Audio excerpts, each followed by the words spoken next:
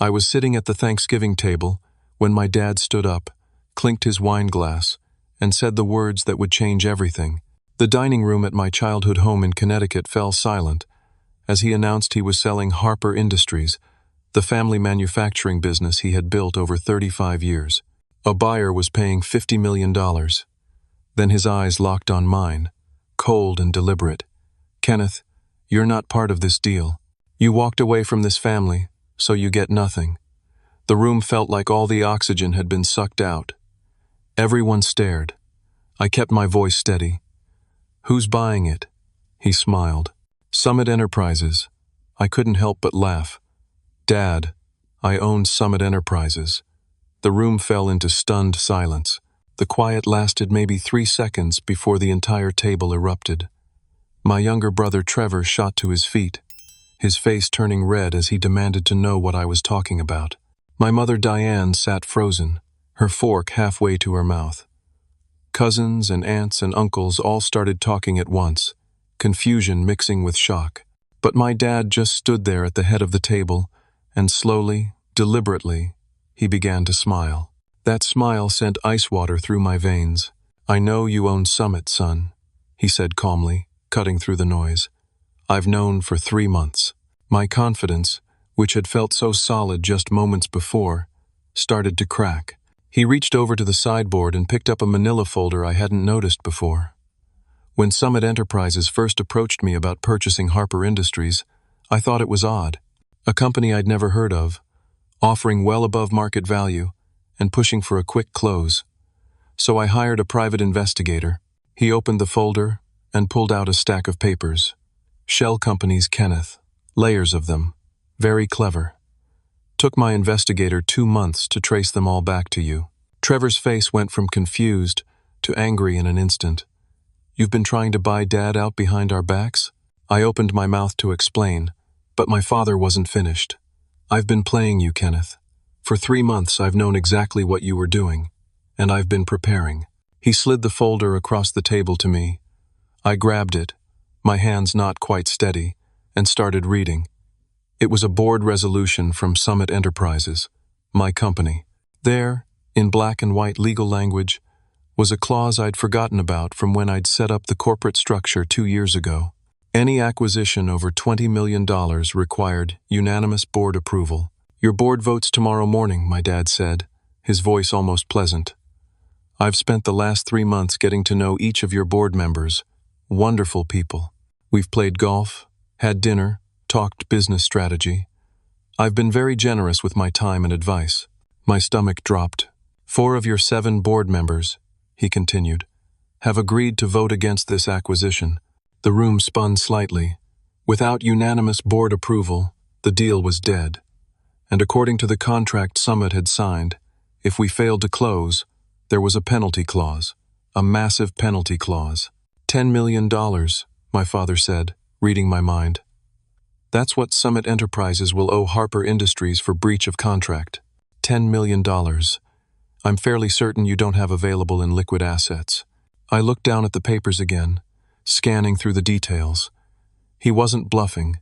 He'd systematically cultivated relationships with my board members, dinners at expensive restaurants, invitations to exclusive country club events, business consultations where he'd shared his decades of experience. He'd positioned himself as a mentor figure to each of them. Trevor was grinning now, a nasty expression I remembered from childhood when he'd gotten me in trouble. "I helped set up some of those meetings," he said. "Told Dad which board members would be most receptive.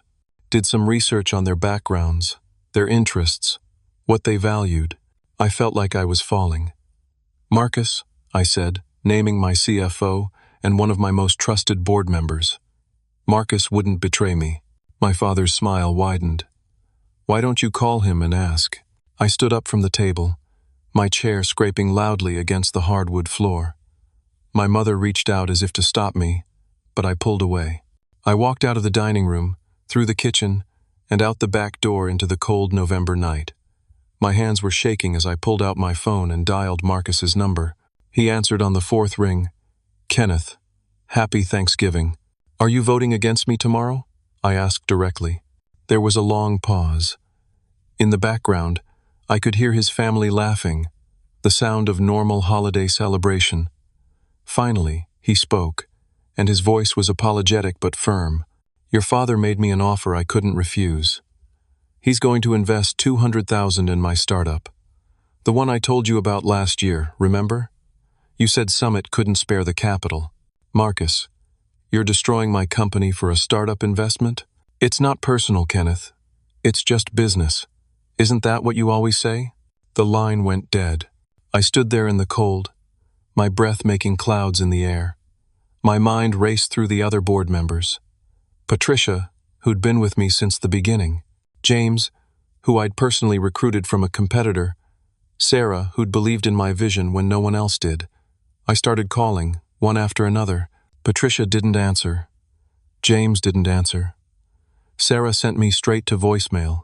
I pulled up my email on my phone, started typing messages. The responses came back slowly, evasively, or not at all. I did the math in my head.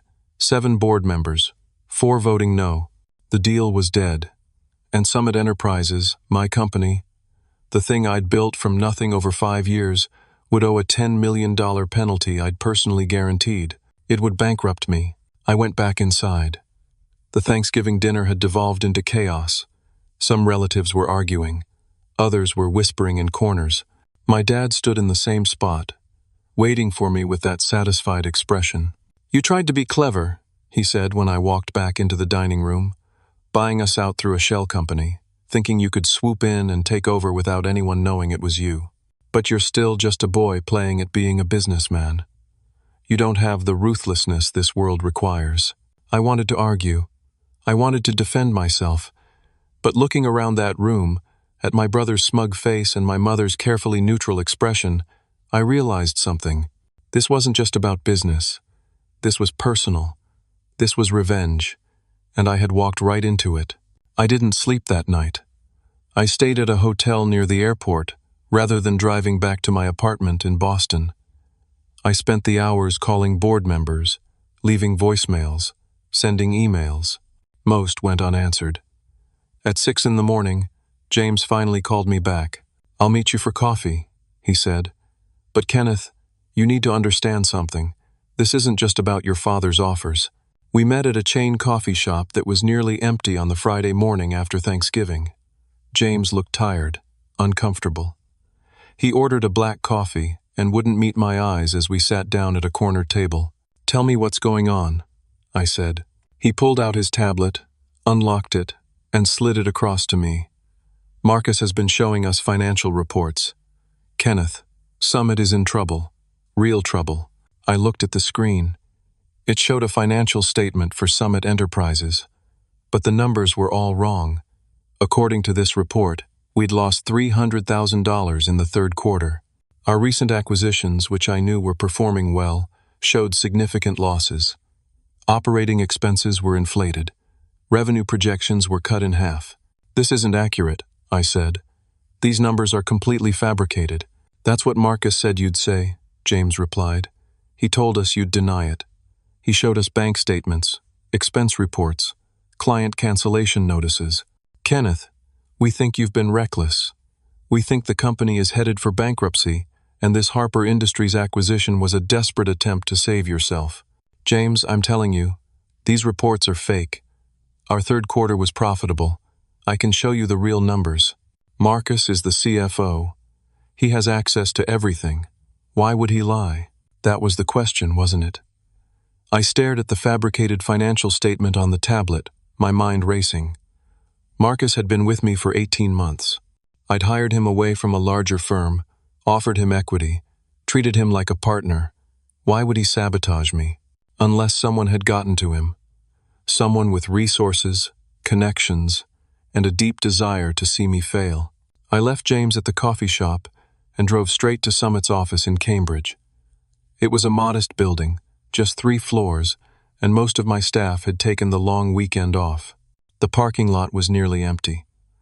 I used my key card to get in, took the elevator to the 2nd floor where the executive offices were located.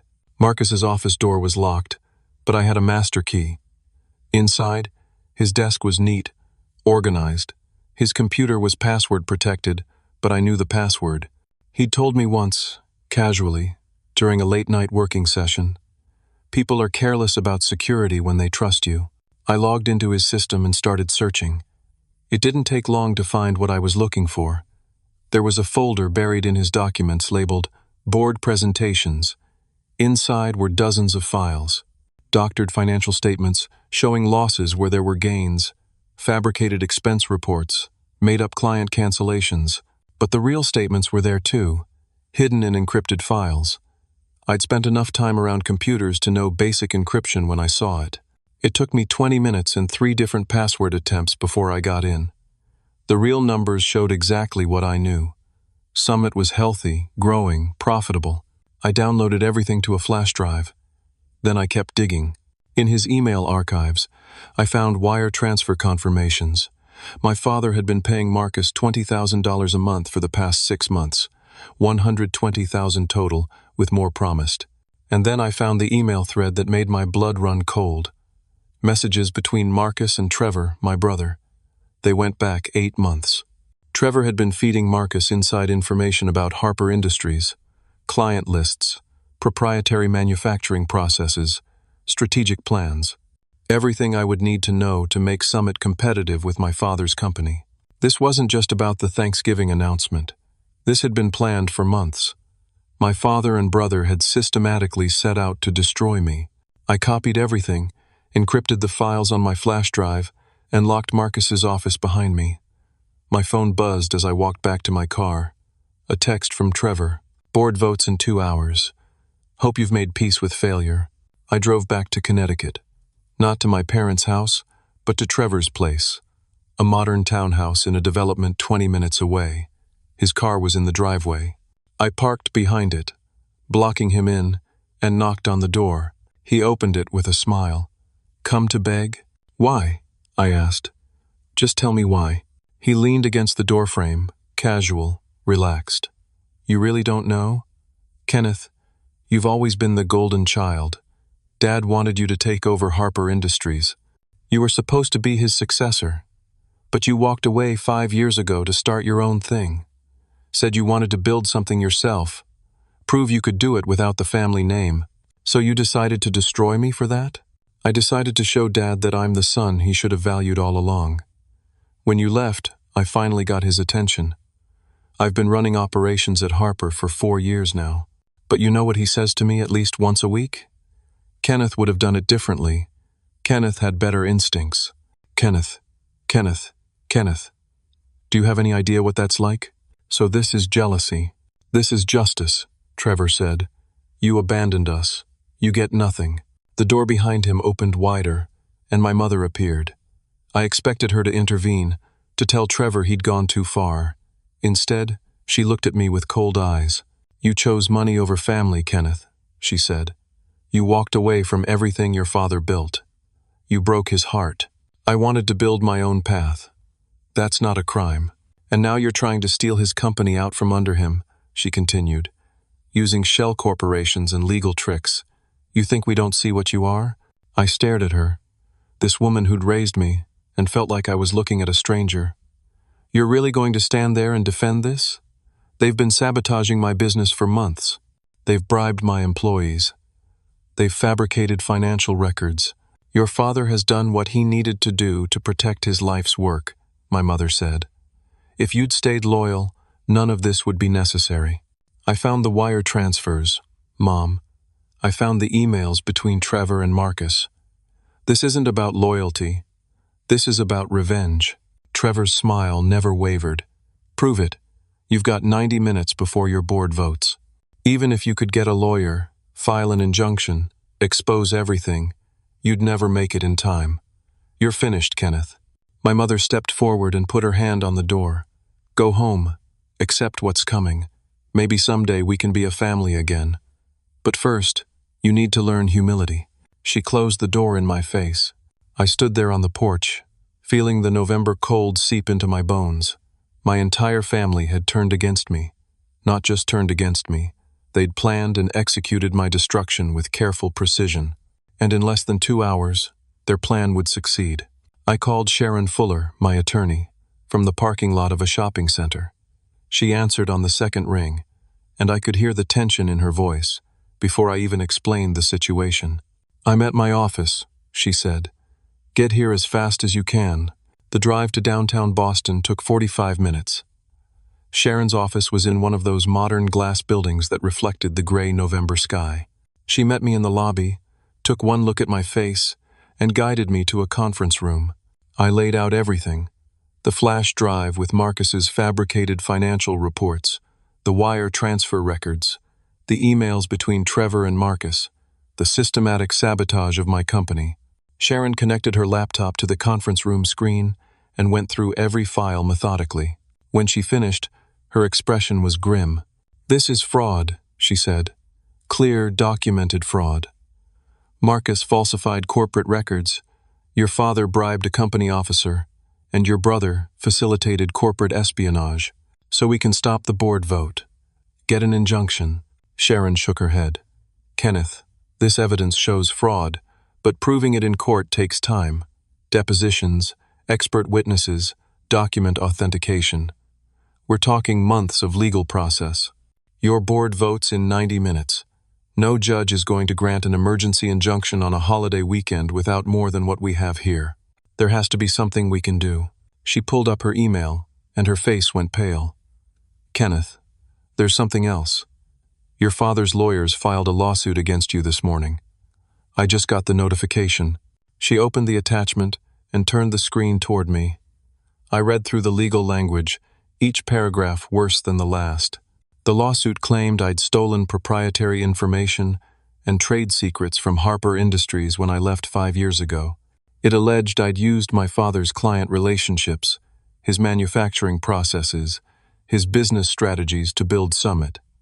The lawsuit sought $30 million in damages, and there was a request for an immediate restraining order preventing me from operating Summit Enterprises while the case was pending. "There's a hearing scheduled for Monday," Sharon said. "But if the judge grants even a temporary restraining order, you won't be able to access your own company. You can't attend the board meeting. You can't present evidence. You can't defend yourself." I felt the walls closing in. "Can we file a countersuit?" "We could, but it would look retaliatory.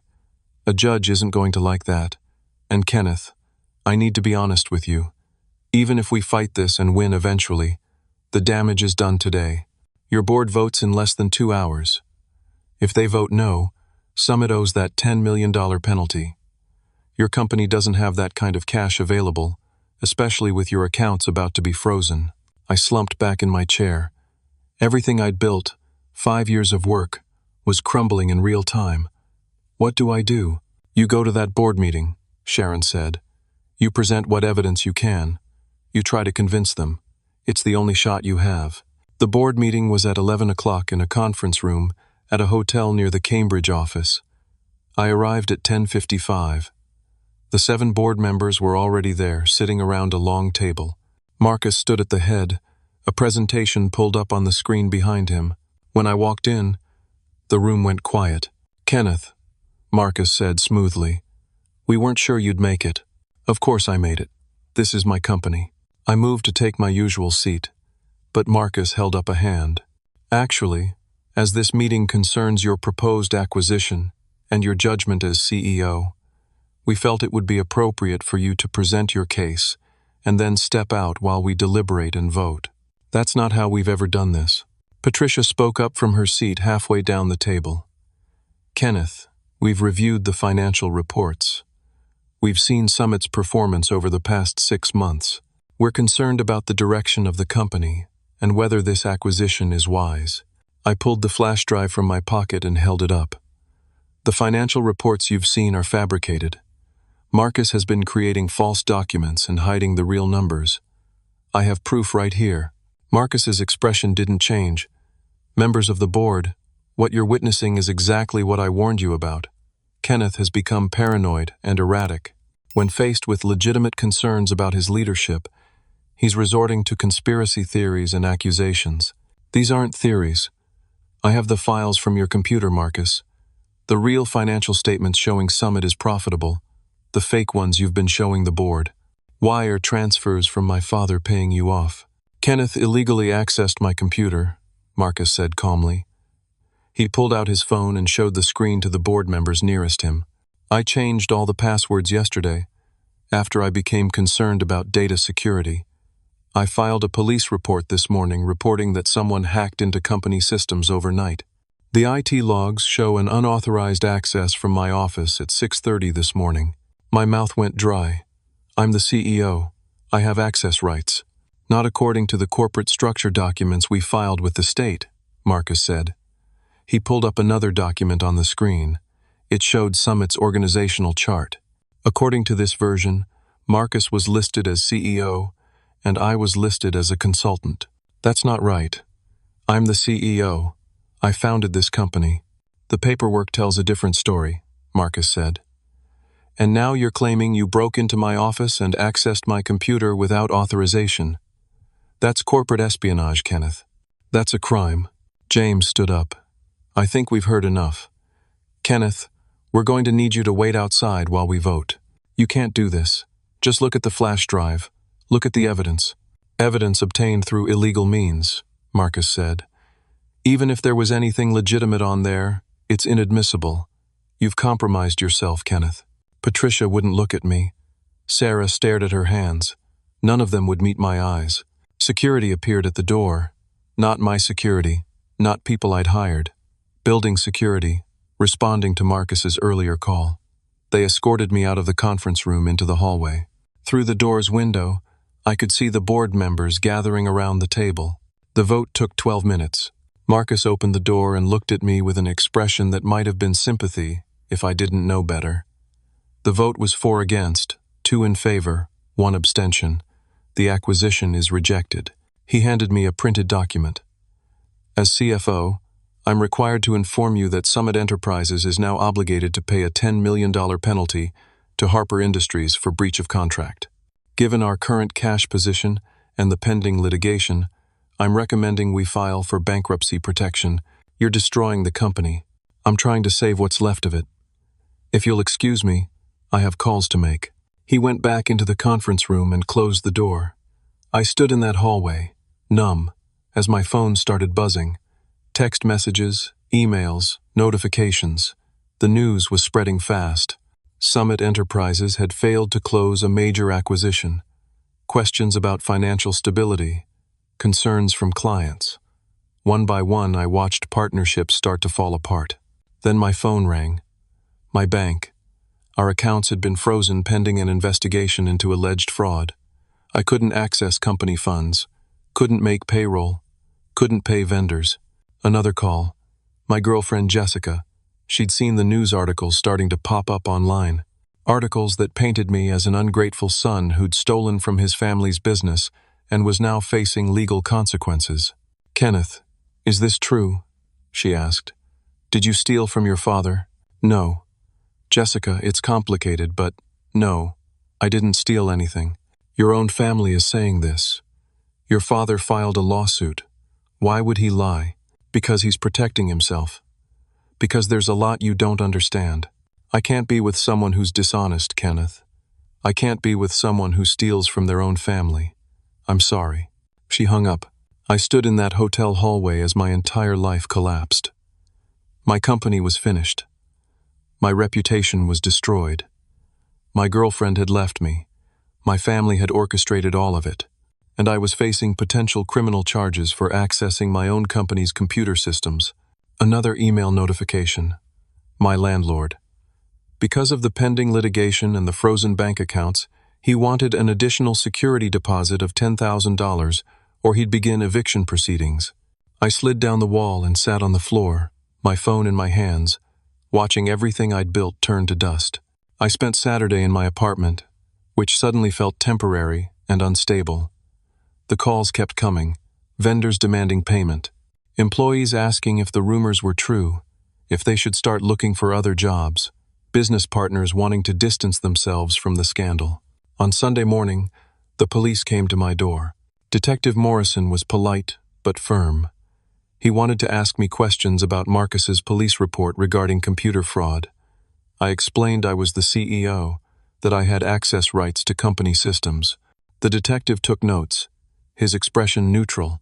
"According to the employment records we received, you're listed as a consultant, not CEO, in the most recent corporate filings," he said. "That's the issue here. You accessed computer systems belonging to someone else without authorization. Those filings are fraudulent. I founded Summit. I own 40% of the company. That's a matter for civil court, sir. From a criminal standpoint, if you access systems you weren't authorized to access, that's a crime under Massachusetts law. Computer fraud can carry up to 5 years in prison." Sharon arrived 20 minutes later, looking exhausted. She'd been working all weekend. She advised me not to answer any more questions, and the detective left with a warning not to leave the state. After he was gone, Sharon sat at my kitchen table and pulled out her laptop. "Kenneth, we need to talk about what happens next. The media has picked up this story. There are articles calling you an entitled son who tried to steal from his immigrant father's business. My dad isn't an immigrant. He was born in Pennsylvania. I know that. But the narrative that's forming online doesn't care about facts. Social media is destroying you. There are Twitter threads, Facebook posts, think pieces about entitled wealthy kids. Your name is being dragged through mud." She showed me her screen. I'd been trending overnight. Thousands of comments, most of them vicious. People who'd never met me calling me a thief, a liar, a disgrace. "There's more," Sharon said gently. "If the district attorney decides to file charges, you'll be arrested. You'll need to post bail. And Kenneth, the civil lawsuit your father filed could take years to resolve. Even if we win, the legal fees alone will be hundreds of thousands of dollars. What about Summit? Can we save the company?" She shook her head. "Your remaining clients have been canceling contracts all weekend. I spoke with James this morning. 3 of your key employees have already resigned. The company is in freefall. And with the accounts frozen and that $10 million penalty hanging over everything, bankruptcy might be inevitable." I felt hollowed out, empty. My dad has been paying Marcus $20,000 a month for 6 months. That's conspiracy, right? That's criminal. "It is," Sharon agreed. "But proving it and getting charges filed takes time. Meanwhile, you're the one facing immediate criminal liability. The system doesn't move fast, Kenneth. And your father has expensive lawyers who know how to slow things down even more." Monday morning, I met with Helen, my accountant. She'd spent the weekend reviewing Summit's finances and my personal assets. The news wasn't good. "Summit Enterprises owes the $10 million penalty," she said. "With the accounts frozen and clients canceling, the company can't pay its obligations. Bankruptcy is the only option for the business. But Kenneth, you personally guaranteed the company's debts when you set up the corporate structure. I know. Your personal assets total about $2 million. Your apartment, your car, your savings and investment accounts. That leaves you $8 million short. And with your father's lawsuit claiming $30 million in damages, if he wins, you'll be in debt for the rest of your life. If I declare bankruptcy, personal bankruptcy will eliminate most debts, but not the civil judgment if your father wins his lawsuit. And bankruptcy stays on your record for years. It'll be nearly impossible to get credit, start another business, or recover professionally. Your reputation in the business community will be finished." I stared at the spreadsheet on her laptop. Numbers that represented the complete destruction of everything I'd worked for. "What would you do, Helen?" She was quiet for a long moment. "Honestly, a lot of people in your situation would consider settling with your father. Admit some fault, negotiate the penalty down, try to make this go away. Admit to something I didn't do. Sometimes that's how the world works, Kenneth. It's not fair, but it's reality." That afternoon, my business partner in a side venture called. We'd been developing a software project together, something unrelated to Summit. He wanted to dissolve the partnership. "Kenneth, I can't be associated with this mess. My other investors are already concerned. I'm sorry, but I need to distance myself." One by one, every professional relationship I had was severing. People I'd worked with, trusted, built things with, all of them running for the exits. By Monday evening, I was alone in my apartment with an eviction notice taped to my door. 7 days to pay an additional $15,000 in security deposits or vacate the premises. My phone kept ringing with creditors and angry vendors, former employees demanding severance pay that I couldn't provide. I sat on my couch as the sun set, looking at the Boston skyline through my window. This apartment had seemed like such a triumph when I'd moved in 3 years ago, a symbol of success, of making it on my own. Now it was just another thing I was about to lose. Sharon called at 8 that night. "Kenneth, your father's lawyers sent over settlement terms. They want you to sign a confession, admitting you stole trade secrets and proprietary information from Harper Industries. In exchange, they'll drop the criminal referral and reduce the civil damages to $1 million plus a public apology. A confession to something I didn't do. They also want you to give up any future claims to Harper Industries. Sign away your rights to the family business permanently." I pulled up the document on my laptop. The language was humiliating. An admission of wrongdoing, of betraying my family, of being driven by greed and ambition. A public apology to be posted on social media and sent to business publications. And $1 million I'd have to scrape together by selling everything I owned. My finger hovered over the signature line. It would be so easy to just sign, to make this nightmare end, to admit defeat and try to rebuild from nothing somewhere far away. Then I remembered something. Years ago, when I'd left Harper Industries to start my own company, I'd kept backup drives, personal copies of my work, my designs, my client development. I'd kept them as insurance, never thinking I'd need them, but also because they represented my contributions, proof of what I'd built. I got up and went to my storage closet. In the back, behind boxes of old files and equipment, I found what I was looking for. A small fireproof box containing 3 external hard drives from 5 years ago. I connected the first drive to my laptop. It was encrypted, and it took me 40 minutes to remember the password. But when I finally got in, I started seeing files I'd forgotten about.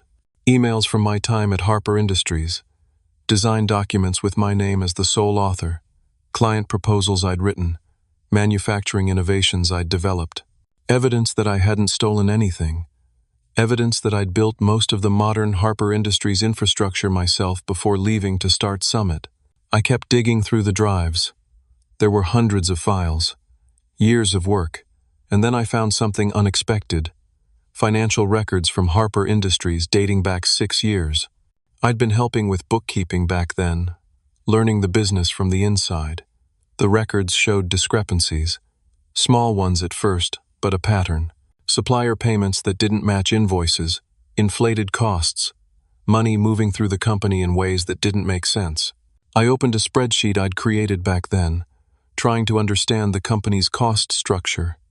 I'd noted the irregularities, flagged them for review, but my father had told me not to worry about it, that I didn't understand the complexities of long-term supplier relationships. Now, looking at it with older eyes and more experience, I saw what it really was. My father had been embezzling from his own company, small amounts at first, a few thousand here and there. But over time, the amounts had grown. I created a new spreadsheet, tracking the pattern forward. If he'd continued at the same rate, he would have taken approximately $5 million from Harper Industries over the past decade. The $50 million sale to Summit wasn't about cutting me out. It was about cashing out before an audit discovered what he'd been doing. I sat back, my mind racing. My father wasn't protecting his legacy.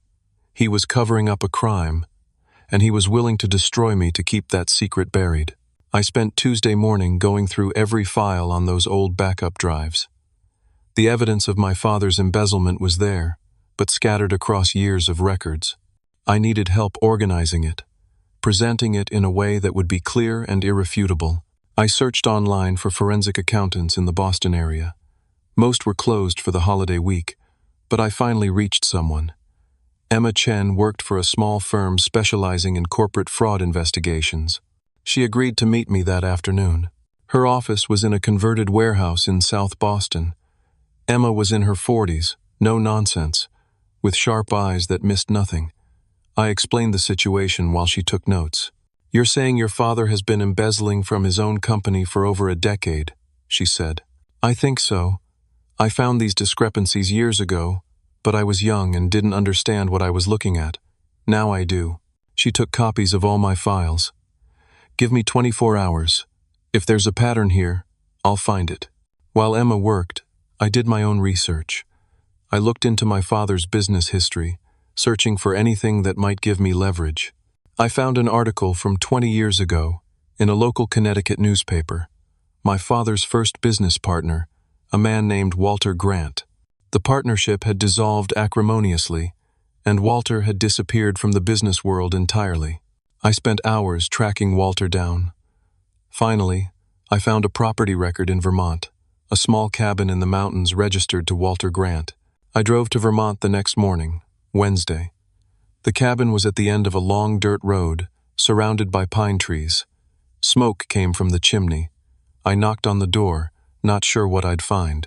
Walter Grant was 70 years old, gray-haired, with tired eyes that had seen too much. He was suspicious when he opened the door, but when I mentioned my father's name, something changed in his expression. "You're Richard's son," he said. "Kenneth, can we talk?" He invited me in. The cabin was small but comfortable, filled with books and woodworking projects.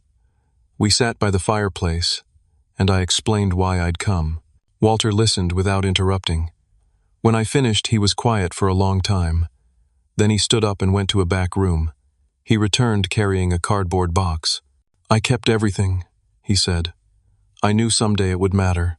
The box was filled with financial records from 25 years ago. Walter and my father had run a manufacturing business together, a predecessor to Harper Industries. Walter showed me documents that proved my father had embezzled from that business too. The same pattern of inflated supplier costs, mysterious payments, money disappearing. "He did it to you too," I said. "He blamed me for it," Walter replied. "Told our investors, our clients, our employees that I was the one stealing. I lost everything. My reputation, my money, my family's business. I spent years fighting him in court, but Richard had better lawyers, more connections. Eventually, I gave up." "Why didn't you go to the police?" "I tried, but Richard had covered his tracks well, made it look like I was the guilty party. By the time the truth might have come out, I was bankrupt and broken. I just wanted it to be over." Walter agreed to help me. More than that, he wanted to help. He'd been waiting 25 years for this chance.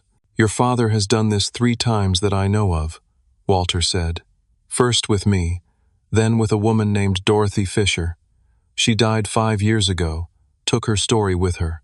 Now you. He's a predator, Kenneth. He finds partners, bleeds them dry, and destroys their reputations when they get too close to the truth. We spent 2 days at that cabin, going through everything. Walter's records, my records, putting together a timeline of my father's behavior spanning decades. Emma drove up from Boston to join us, and the 3 of us worked 18-hour days. Emma's analysis was damning.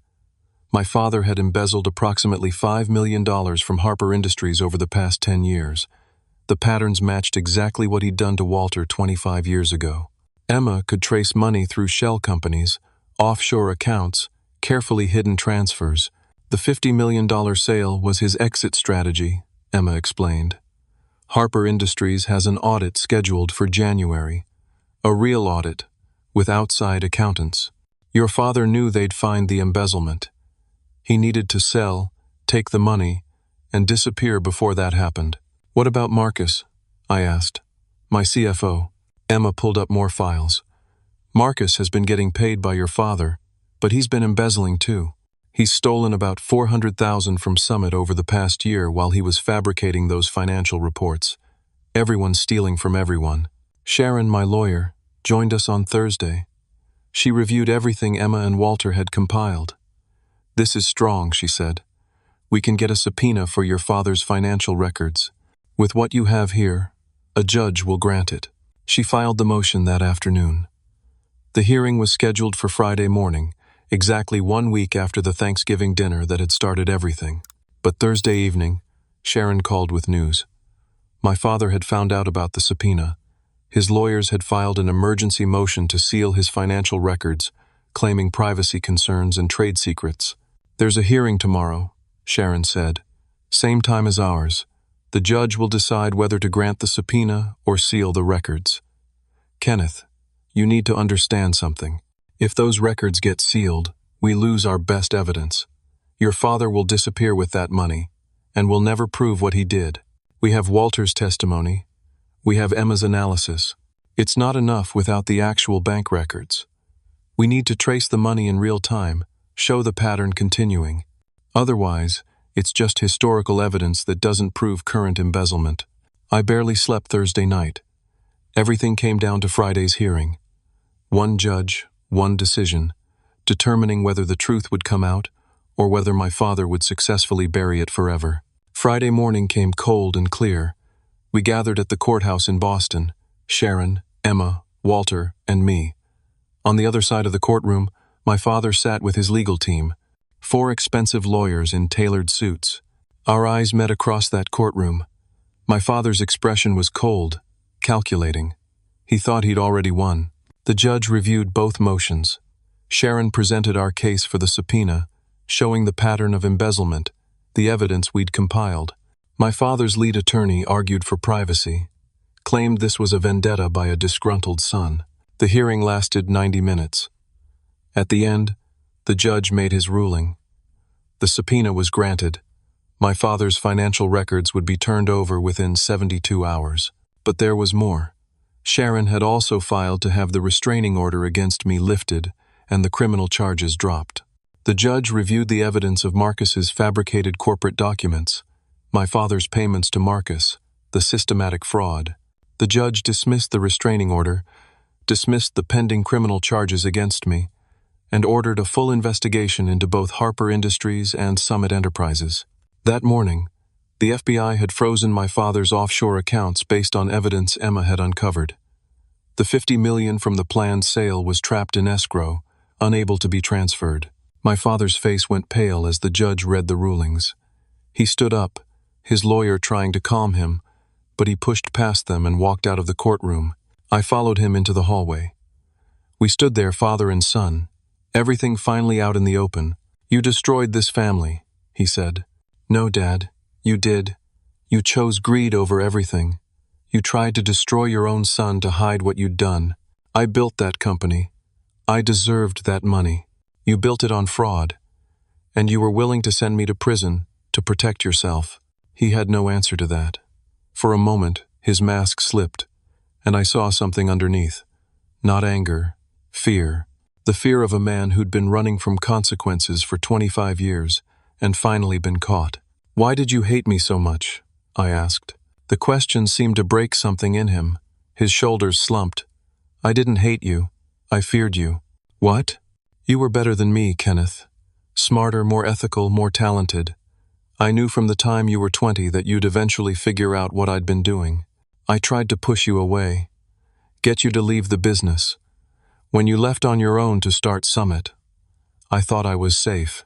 But then you tried to buy Harper Industries, and I knew you'd see the real financial records. You'd discover everything. So you decided to destroy me first.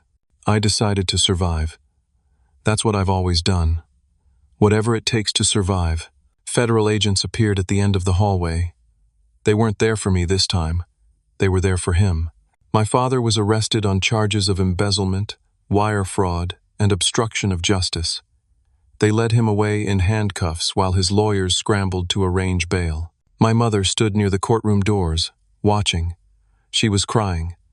Trevor was with her, looking shell-shocked. For a moment, I felt sorry for them.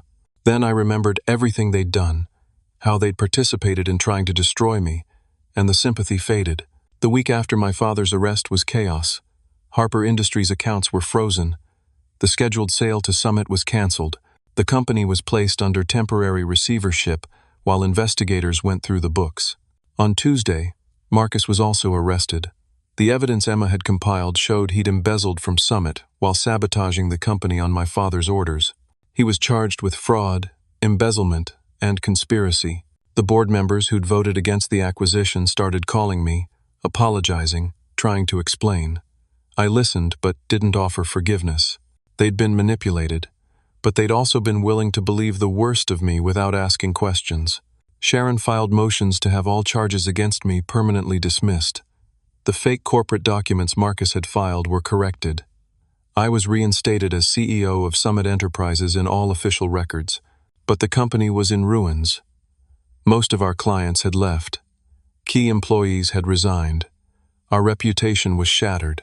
I spent days meeting with remaining staff, trying to explain what had happened, asking them to stay while we rebuilt. Some did, many didn't. I couldn't blame them. On Wednesday, Trevor called me. I almost didn't answer, but curiosity won out. "Kenneth," he said, his voice shaking. "Dad's gone. He made bail and disappeared. He took money, lots of it. Money I had saved, money Mom had saved. Our accounts are empty. What are you saying? He used us. He used all of us. And now he's run, and we have nothing." Mom's devastated. She trusted him. So did I once. "Can you help us? Please, Kenneth." I know what I did was unforgivable, but Mom didn't understand. She just believed him. I thought about refusing, about letting them deal with the consequences of their choices. But they were still my family, whatever that meant now. "Where is he?" I asked. "I don't know, but his lawyer mentioned he has a plane ticket, Grand Cayman, leaving tomorrow morning, one way." I called Sharon immediately. She contacted the FBI. They confirmed it. My father had purchased a ticket to the Cayman Islands under a false name. He was planning to flee the country with whatever money he could access. Thursday night, I couldn't sleep.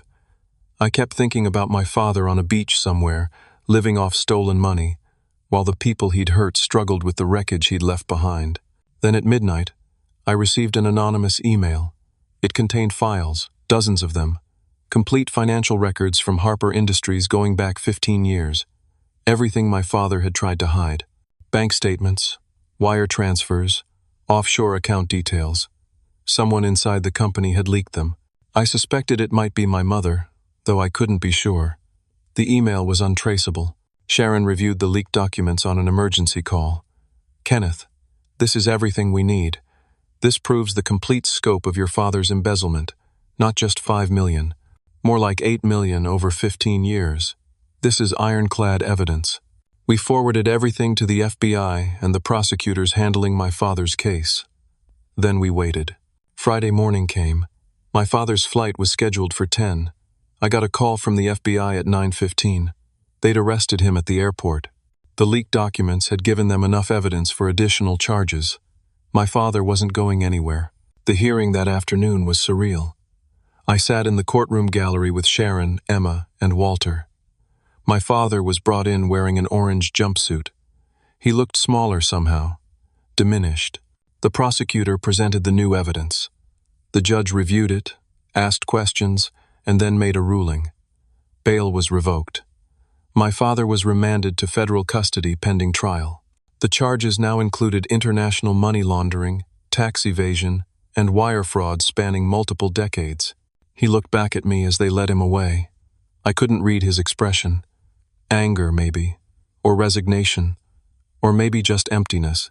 After the hearing, I stood outside the courthouse. Sharon was on her phone, already working on the next steps. Emma was compiling a final report. Walter stood beside me, quiet. "Thank you," I said to him, "for keeping those records, for helping me. You gave me something I thought I'd never have," Walter replied. "Vindication. Proof that I wasn't crazy, wasn't the villain. That's worth more than money." My phone buzzed. A text from Trevor. "Can we talk?" I met him at a coffee shop that evening. He looked exhausted, older than his 28 years. We sat across from each other, neither sure how to start. "I'm sorry," he finally said. "I know that's not enough. I know what I did was unforgivable. But I need you to understand. Dad convinced me that you were the enemy, that you'd abandoned us, that you were trying to steal the company. I believed him.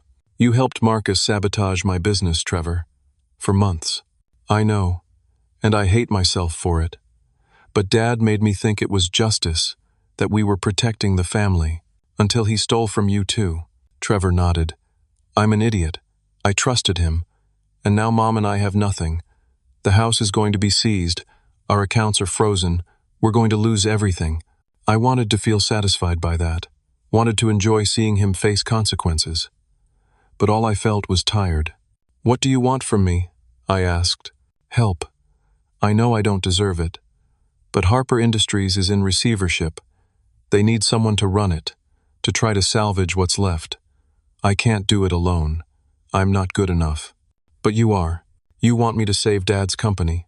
I want us to save the employees who didn't do anything wrong, the suppliers who are owed money, the clients who trusted us. They shouldn't suffer because of what Dad did." I thought about it for a long time. Harper Industries was the company I'd grown up in, the place where I'd learned business. Saving it meant confronting a lot of painful memories, but it also meant protecting innocent people. "I'll help," I said. "Not for Dad, not even for you, but for everyone else." Trevor's relief was visible. "Thank you." Over the next weeks, Trevor and I worked together to stabilize Harper Industries. It wasn't easy. The company's reputation was damaged. Clients were nervous. Suppliers wanted payment guarantees. But slowly, methodically, we rebuilt. I brought in Emma to conduct a complete audit, cleaning out decades of questionable practices. Walter joined as an advisor, helping us understand the company's history and avoid the mistakes of the past. My mother went to therapy.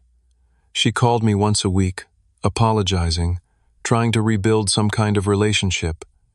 I listened but kept my distance. Trust wasn't something that could be restored quickly. Summit Enterprises was harder to save. Too many clients had left. Too many employees had scattered. I made the difficult decision to wind down operations, pay off remaining obligations, and close the company. It hurt, but it was the right choice. 3 months after that Thanksgiving dinner, my father pleaded guilty to avoid trial. He was sentenced to 12 years in federal prison and ordered to repay $8 million. I attended the sentencing but didn't speak. There was nothing left to say. 1 year later, I hosted Thanksgiving at my new apartment. It was smaller than the last place, more modest. I'd sold a lot of what I owned to pay off debts and start fresh. But it was mine, and it was honest. The guest list was small. Trevor and his wife Amanda, my mother, Walter, who'd become an unexpected mentor and friend, Emma, who'd started consulting for the reorganized Harper Industries, and Claire, a woman I'd met at a business conference 6 months earlier. We were taking things slow, but there was something real building between us. Jessica, my ex-girlfriend, had reached out to apologize a few months back. I'd been polite, but made it clear I wasn't interested in rekindling anything. She'd believed the worst of me too easily, and that wasn't something I could forget. We gathered around my dining table, simpler than the elaborate setup from a year ago, but warmer somehow. Before we ate, I stood up to say something. "This past year has been the hardest of my life," I began. "I lost almost everything. My company, my reputation, my sense of security. I discovered that people I loved were capable of terrible things. But I also learned something important." I looked around the table at the faces watching me. Integrity isn't about never falling. It's about how you stand back up. It's about refusing to compromise who you are, even when compromise seems easier. Even when the whole world tells you to just give in. Trevor nodded, his eyes wet. My mother squeezed my hand. "I also learned that family isn't just about blood," I continued. "It's about the people who stand with you in the darkness, who believe in you when you have nothing left to prove yourself with, who fight beside you even when the odds seem impossible." Walter raised his glass slightly. "So, this Thanksgiving, I'm grateful. Not for what I lost, but for what I found.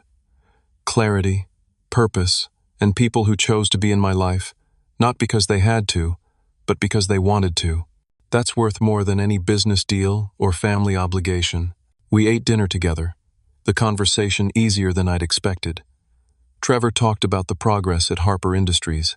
We'd brought in new clients, restored some key relationships, and were actually profitable again.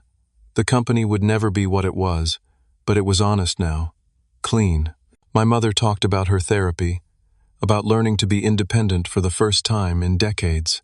She'd gotten a job at a nonprofit, nothing glamorous, but something that gave her purpose beyond being someone's wife. Claire fit in naturally with everyone, asking questions, laughing at Walter's stories about the old days of manufacturing. She knew my history, had heard the whole ugly story, and chosen to be here anyway. That meant everything. After dinner, Trevor pulled me aside. "I don't expect forgiveness," he said. "I know what I did is something you'll carry forever. But I want you to know that working with you this year has taught me more than Dad ever did. About real integrity. About what it means to build something that matters. We're not where we were," I said honestly. "We might never be there again. But we're somewhere. That's more than I thought we'd have." He nodded, accepting that. It was enough. As everyone was leaving, Walter stayed behind to help me clean up. We worked in comfortable silence for a while, putting away dishes and wiping down counters. "Your father contacted me," Walter said quietly, "from prison. Wanted to apologize, make amends." "What did you tell him?" "That some things can't be fixed with apologies, that he'd have to live with what he'd done. But I also told him that his son had more honor in 1 year than he'd managed in a lifetime. I thought you should know that." I didn't know what to say to that. "You broke a cycle, Kenneth," Walter continued. "Your father was following a pattern that probably went back generations, taking shortcuts, justifying cruelty, choosing money over people. You refused to become that. Even when it cost you everything, you chose differently. That matters more than you know." After everyone left and I was alone in my apartment, I stood at the window looking out at the city. It was full dark now, lights sparkling across Boston. Somewhere out there were opportunities, challenges, chances to build something new. I'd lost Summit Enterprises, but I'd gained something harder to define. Self-respect. The knowledge that I could face the worst and not break. That I could choose integrity, even when the price was everything I owned. Tomorrow, I'd wake up and keep working, keep building, keep moving forward. But tonight, I let myself feel something I hadn't felt in a long time. Peace. The journey from that Thanksgiving dinner to this one had been brutal. It had stripped away everything I thought defined me. But in the process, it had revealed who I actually was underneath all the business success and family expectations. I was someone who wouldn't bend, who wouldn't lie even to save himself, who believed that how you do things matters as much as what you accomplish. That was worth fighting for. Worth suffering for, worth protecting at any cost. And as I stood there in my modest apartment with the remains of a simple Thanksgiving dinner on my counter, I realized something. I'd won. Not in the way I'd imagined back at that first dinner table, when I'd revealed I owned Summit Enterprises. Not through business dominance or family triumph. I'd won by refusing to become my father, by choosing a harder path and walking it all the way through the darkness to the other side. That was a victory no one could take away.